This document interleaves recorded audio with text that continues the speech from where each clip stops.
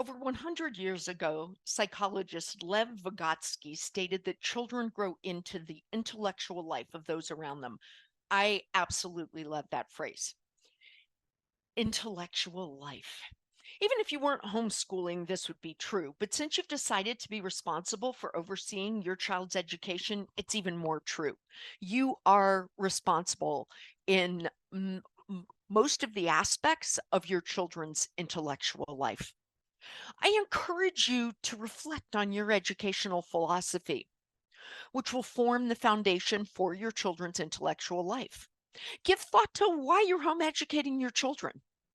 Think about what you hope their journey through learning will look like.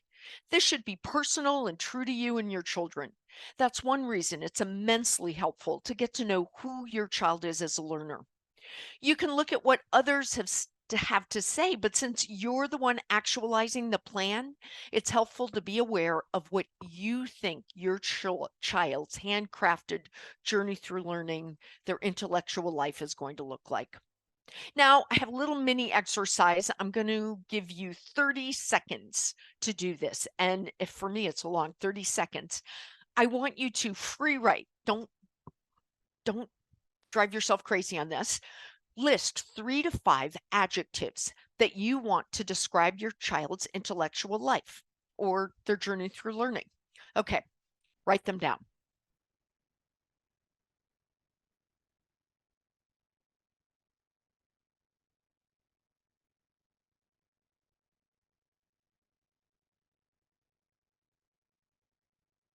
All right, I hope that was 30 seconds because I forgot to turn my phone on.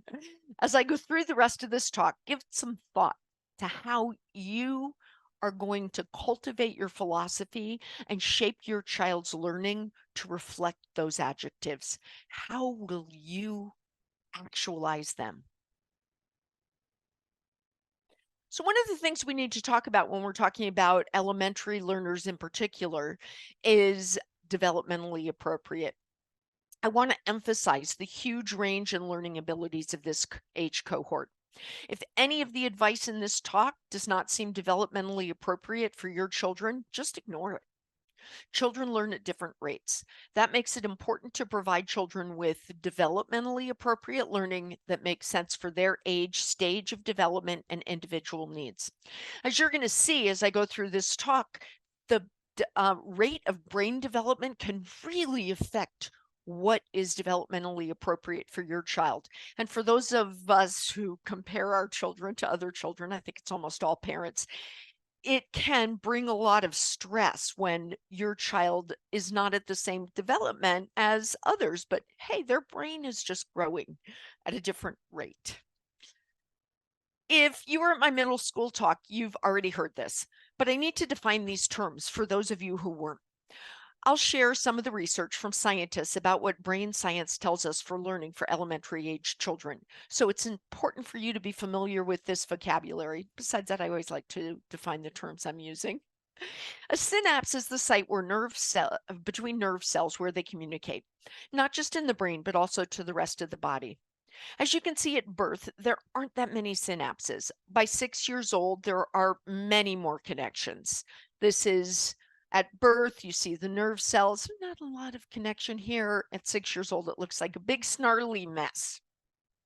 This is because synapses form in response to learning and the experiences a person has. That makes sense if you think about the amount of information that's come into a person's brain between the ages of 0 and 6. Starting at around 6, synaptic pruning occurs. This is a natural process that occurs mainly during adolescence, middle school, where the brain starts to remove synapses. Synaptic pruning makes the brain more efficient, which is important. Well-used synapses are protected through a process called myelination, where synapses are coated with a fatty substance called myelin. Studies show that well-used synapses are stabilized as well as protected. Synaptic pruning and myelination allows synapses to increase coordinated communication by 3,000 times. Yeah, by a lot.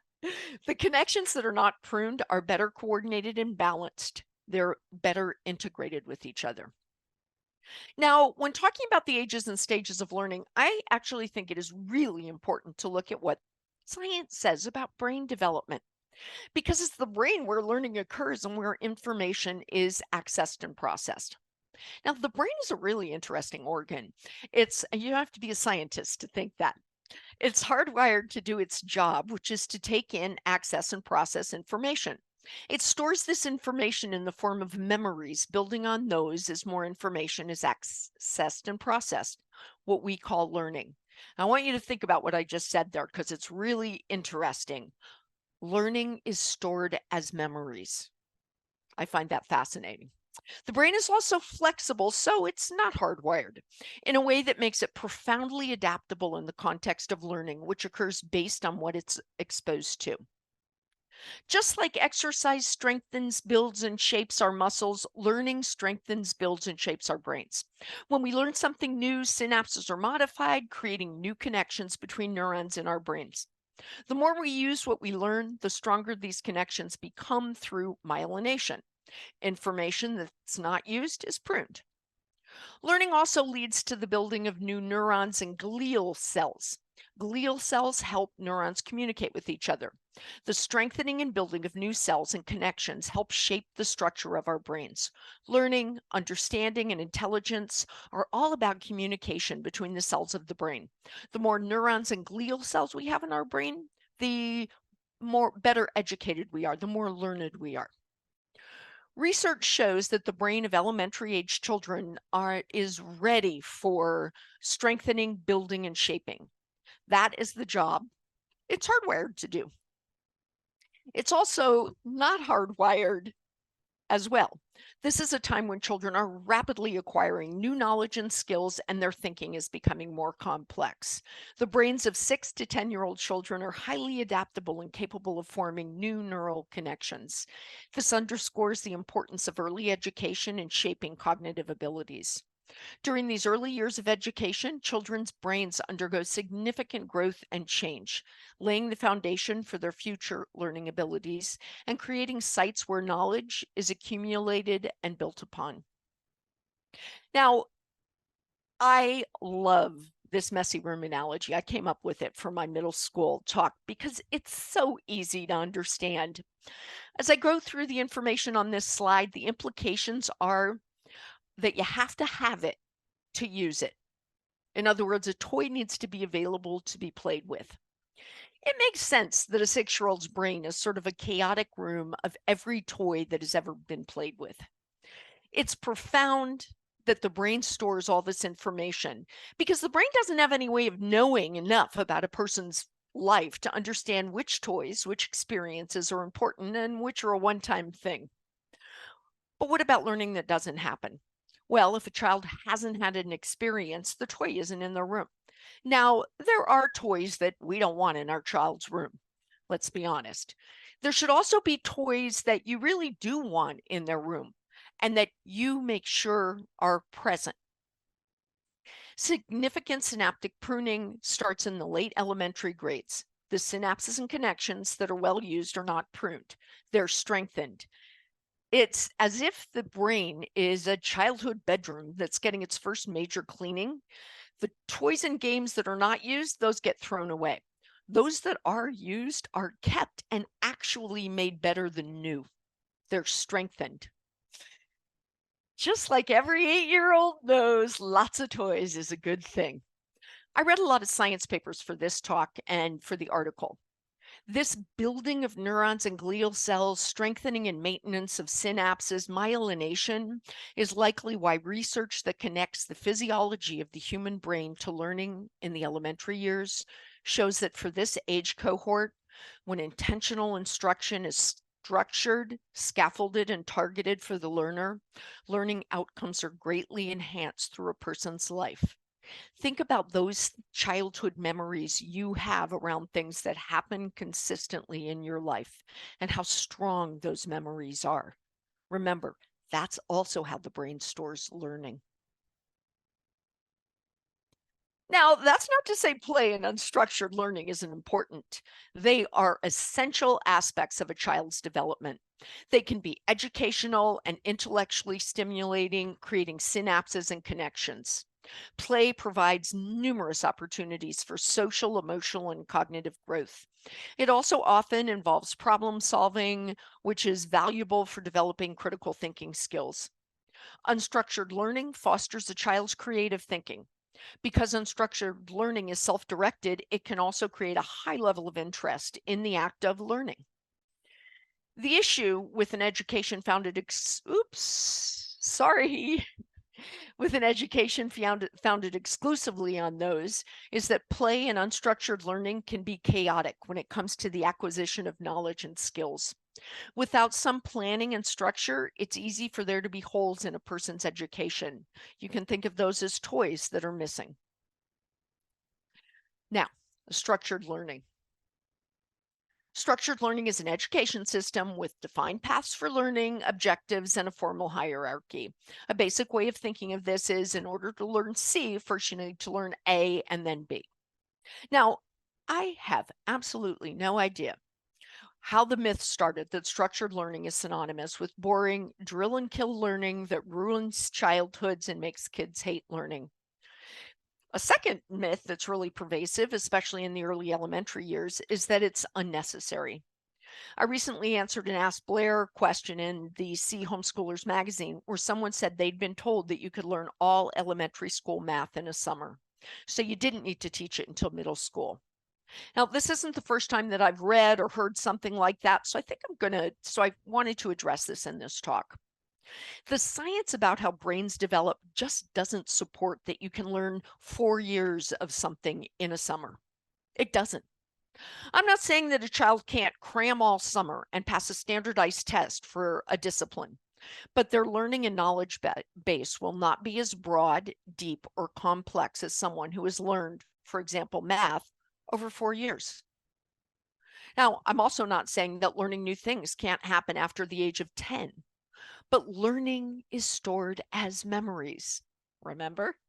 So when learning happens and is then used throughout a person's life, there are significant benefits to the breadth, depth, and complexity of that learning and a person's ability to remember it. Structured formal education does not have to be boring. It's often innovative, individualized, nurturing, unconventional, and exciting. Structured learning supports the development of your child's brain as a learner. It helps them form connections and strengthens those connections to ensure that important knowledge and information isn't pruned and is there to be built on. It exposes children to fundamental concepts and skills in a logical sequence, building a valuable foundation for future learning and for advanced learning. It also is a value statement. When you incorporate structured learning into your child's education, you're making the statement that you value the learning of certain knowledge and information and skills. Cognitive learning theory should be a part of your structured learning. It is what cognitive learning theory says is that people learn best when they are actively engaged in the learning process by doing, exploring, and making mistakes. Hey, that actually sounds pretty fun. Now, between the ages of 6 and 10, children are literalists who interpret language and concepts in concrete ways. There is a huge range to this. Some learners really struggle if things aren't very literal. Other 6 to 10-year-olds are better able to think abstractly. It all comes down to brain development. The prefrontal cortex is responsible for abstract thinking, and it is not fully developed until early adulthood. And where your child is at with the development of their prefrontal cortex directly correlates with their ability to think abstractly.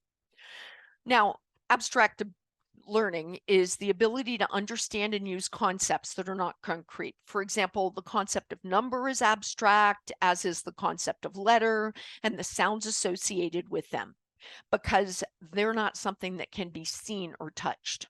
Other abstract concepts include things like love, justice, and freedom.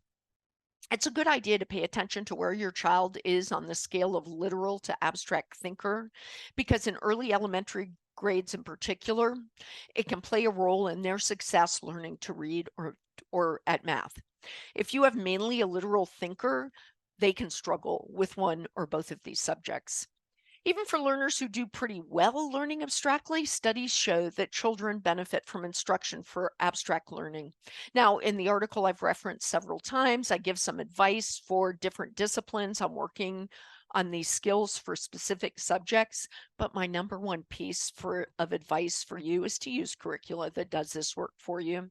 Good curriculum developers understand the importance of including work on skills like abstract thinking that are not specific to an academic discipline. And I just recommend you use those instead of figuring it all out yourself. There's enough to figure out without that. Learning to read is a complex cognitive process that involves multiple brain regions and is associated with structural changes in the brain. If you don't provide structured learning for any other discipline, I urge you to do it for reading. If the goal of reading is to understand what is being read, reading can be considered the foundational skill almost every other subject relies on. You might be surprised that reading starts with the spoken word. It's important that young children have an intuitive understanding of language before being asked to decode alphabetic symbols. So those reading aloud to children from children's books that have sort of advanced vocabulary, it's actually really important to do as when for pre-reading, for kids who are pre-reading as a part of learning to read. Next comes decoding written symbols, letters, and associating them with the sound of spoken language. Then learners move on to decoding letter chunks such as C plus H is ch, or is sh, but C plus H is ch. Research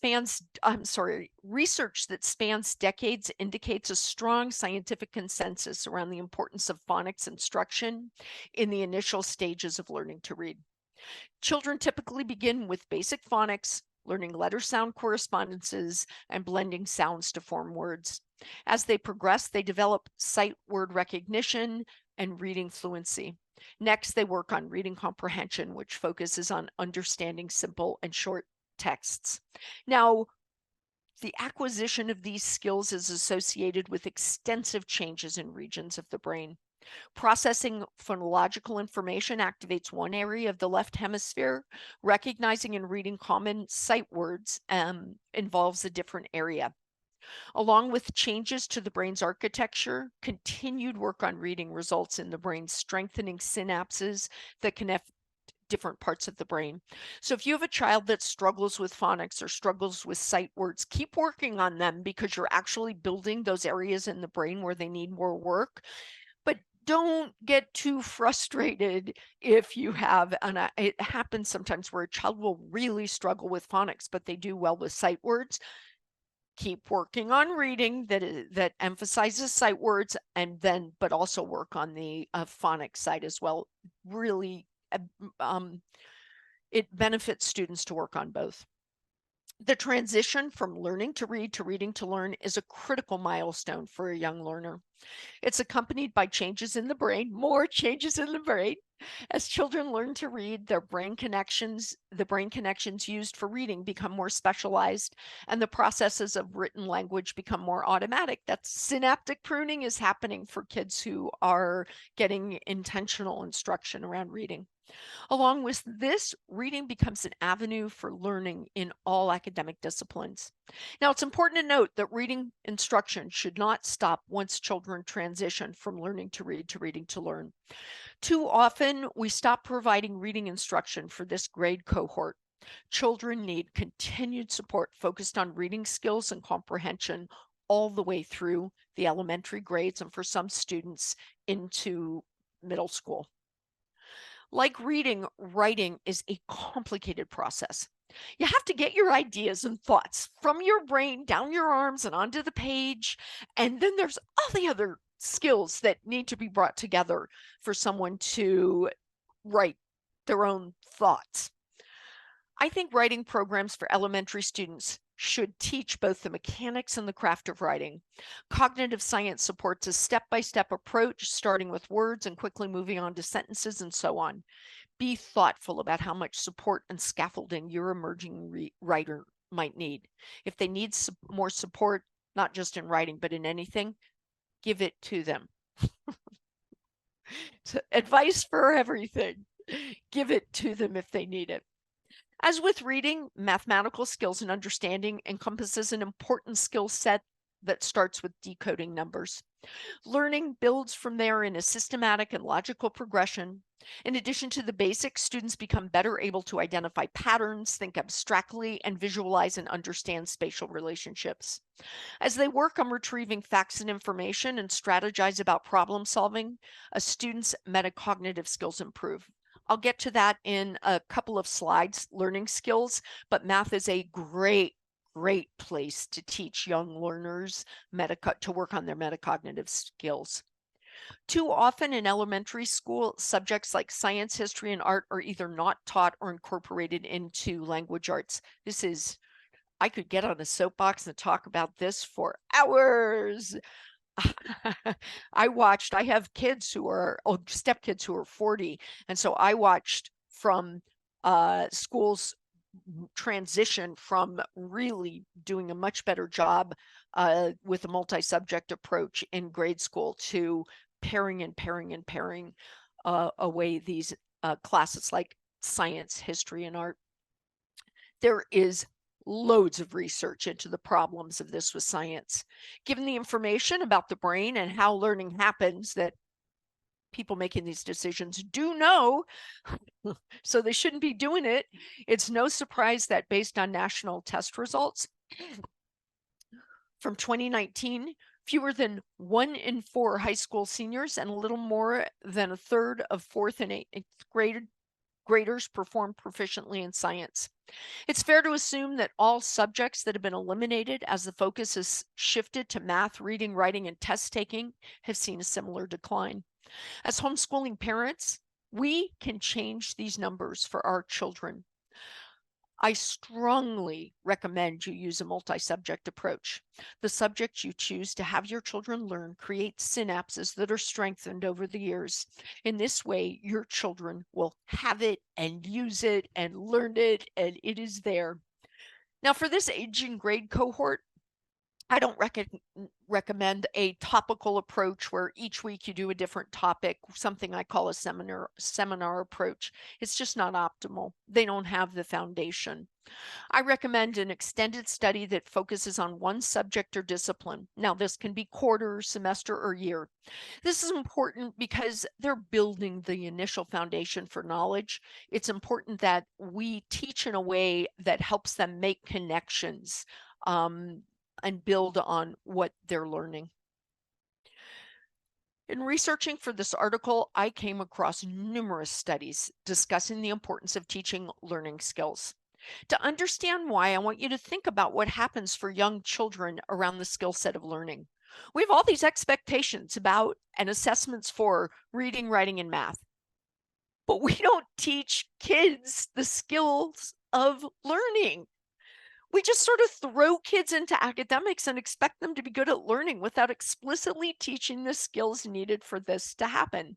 Now, I'm not going to go into teaching either of these because I have actually given more than one talk that discusses how to do this. And so we'll just link them in the conference wrap up. Now, if you're starting to feel overwhelmed, I give an example in the article that I have now referenced several times of where I was working with one of my grandkids who's in 2nd grade, and I talk about the learning skills that I built in as I worked with him to give you an example of what it could look like. Motor skills. Fine and gross motor skills go through rapid development during the early childhood years. If you're concerned about your child's fine or gross motor skill development, talk to your pediatrician or pediatric occupational therapist. This is actually a skill set. I think you're really lucky if you have a child that doesn't fit right within the height of the bell curve, because you can go to your pediatrician and they will give you referrals. Your pediatrician and pediatric occupational therapist can assess your child's skills and provide you with specific recommendations for activities and interventions to help your child. Now, if most of us take this skill set for granted, but if you have a child who's struggling with fine motor skills, you're aware of the huge effect this has on academics. One of my stepsons at the age of 38 still struggles with fine motor skills. It really, really affected a lot of his academics in grades K through 4. I encourage you to provide the support your child needs to feel successful in coursework requiring the use of motor skills. If you find yourself writing your child's written words down or whatever you need to do it. If you need to take time away from other subjects so that they can work with their developing fine motor skills, do it. It really, really can affect thinking. It's that kinesthetic component has a huge impact on the other modalities. No talk on homeschooling in elementary schools would be complete without discussing neurodiversity. It's often during grades K through 4 that parents with neurodivergent children notice their children are not accessing and processing information the way their neurotypical peers do. The issue for the scope of this talk is that neurodiversity is an umbrella term, including people with ADHD, dyslexia, dyscalculia, autism, dysgraphia, giftedness, Down syndrome, and other diagnoses. I chose this graphic because it highlights my point. Neurodiversity is a talk in and of itself, and each one of these different conditions is a talk in and of itself. If you suspect your child is neurodiverse, I recommend finding resources that give help and information targeted at the condition you think your child might have. The See Homeschoolers Facebook group is amazing for asking for resources. There are people, whatever you suspect your child has, there are people in our community who are homeschooling children with that condition. Now, it's also important to get a medical diagnosis. However, unlike with motor skills, these can take years to get and be prohibitively expensive. For that reason, many experts recommend you act as if. That means that you work with your children as if you have a medical diagnosis that confirms your child has the suspected condition. Okay, 10 tips. To meet the needs of the individual, you should meet them where they are. You might be wondering how to figure out their level. If in doubt, I recommend a MAP test or something similar. These are adaptive assessments that measure where your student is at in math, reading, language usage, and science. They give feedback that is detailed with actionable data about what a child should be working on. Scaffolding is an important part of meeting learners where they are. The amount of scaffolding and support each child needs will vary.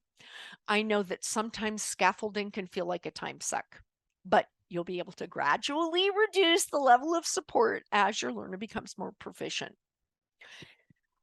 Some days it's easier said than done to keep it positive.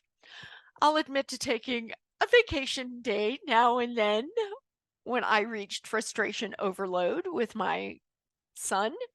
The issue is that nurturing thinkers is most likely to happen in a positive and supportive learning environment. If patience is a virtue you struggle with, it is probably a skill to work on mastering as your children work on mastering academic concepts. Elementary age students are more likely to learn and remember information if they're engaged and having fun. And hey, you're involved in their learning. You're going to enjoy teaching more when learning is fun and engaging. If you're not sure how to do this, just get silly. I like to do this when I taught, and seriously, it's okay to be silly. Everybody has more fun when you do that. The brain region responsible for social cognition and understanding others' perspectives develop rapidly for elementary learners. Social and emotional learning can benefit children's ability to communicate effectively and build positive relationships with others. As with all learning, the teaching they get around this is important. Using diverse resources in elementary school is actually also really important, especially with homeschool kids. Most of us live in a small community of people who we interact with live. It's really important that as our kids are beginning to make sense of the world, that they're exposed to diverse perspectives and cultures, that this can help them develop empathy and tolerance for others. It can also help them to learn about the world around them in a more nuanced way. In a world absolutely full of adults who do not have adequate critical thinking skills, do not assume your children will acquire them without intentional teaching. It turns out that elementary school is the perfect time to begin teaching critical thinking skills. Starting at about age 6, children begin to transition from pre-operational thinking to concrete operational thinking. This means that they're able to think more logically and systematically about the world around them. When I taught live online classes to elementary learners, every 10 to 15 minutes, I had the class get up and move. If you were a class I was teaching, let me see, we're 36 minutes in, we would just be going to our second break where I would say to you, hey, we've been sitting long enough. Let's prove that Earth's gravity is still working. And we'd all get up and jump up and down or stand on a table and jump off of it, a low table. Or I would say, what do you think will happen to your breathing rate if you do 10 jumping jacks? We would jump up and down, do jumping jacks, and that would take just about 30 seconds. And then we'd get back to our lesson, which sometimes related to what we just did, but often didn't. The kids loved it. They probably thought, boy, she's a fun science teacher. But my real reason was to keep their brains engaged and focused. I was thinking of science, brain science, not gravity. Movement helps kids learn and retain information more effectively. Helps adults too, by the way. Studies show that when students learn new concepts or skills while moving, they're more likely to remember them. Movement helps create new neural pathways in the brain. Movement also releases endorphins, which are mood boosting and stress reducing. This helps with focus and attention. Okay, so this actually supports cognitive learning theory, pairing active hands-on work with learning. Benefits the acquisition of information. For example, when hands-on work is paired with science, students are more likely to master concepts. Now, in this case, I'm not talking about jumping up and down necessarily, although if you are studying gravity, I love to jump up and down and prove it's working. It is really important to do hands-on components and not just have kids watching videos or reading chapters. I have really bad news for those of you who function best with chaos. Being organized and prepared will help immensely when homeschooling. Some children need organization and a schedule or routine to succeed. I recommend having one that you stick to within reason. I mean, come on, we are homeschoolers after all. As a part of this organization, have clear expectations for what you expect in terms of academic performance and communicate them to your children. If you really struggle with organization, again, hey, what's the best you can do? That's good enough. Students need feedback on their work to learn and grow. If you've never taught before, you might struggle with feedback in the form of evaluations. A good starting point is to reflect on the purpose of evaluations. In fact, if you've never done this, I really encourage you to reflect on the purpose of evaluations. My personal philosophy is that evaluations should nurture growth. This sounds lovely, at least to me. The problem is, it can actually be challenging to give feedback that helps someone grow because you are pointing out things they need to work on. My recommendations are that you start with positives. Make those genuine. I don't care how hard you have to dig. Make give genuine positive feedback. Next, pick 1 to 3 things your student should work on. Never more than 3. It's overwhelming. You might think, Blair, I'm able to do 5, or my child's able to do 5. Great. Never more than 3 for the rest of us. Give concrete scaffolding until there is mastery of the skill. Then you can add the next one as you retire one skill. Be very, very, very positive when there is improvement and make those positives genuine. It can be baby steps. Now, there's a common mistake that's super easy to make, done it myself, and that's when you see a little bit of improvement and then you stop paying attention. Don't do that until you feel there is actual mastery of the skill, which means it can take a while to retire skills. These are all the books that I have out.